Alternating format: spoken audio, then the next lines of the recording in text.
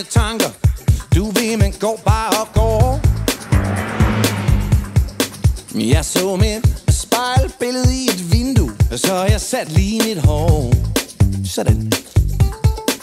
Det var en smykkebutik, hvor de også havde ure.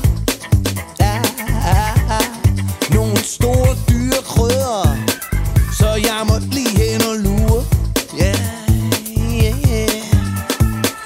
Men gennem ruden, der så jeg dig.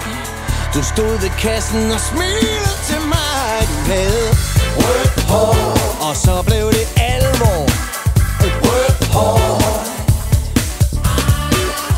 rødt hår. Du kostede en herregård. Rødt hår, ja. Så jeg gik indenfor og mumlede noget med et brugt Omega. Jeg vrøvlede. Kan man have hovedet på reserve? Det er til sådan en gammel fætter i dag. Og er du sikker? Hun kiggede lige ret igennem mig. Hun kiggede lige lovligt længe. Hun sagde, uanset hvad du vil have, så koster det penge. Jeg må have hostet, der var pludselig for varmt.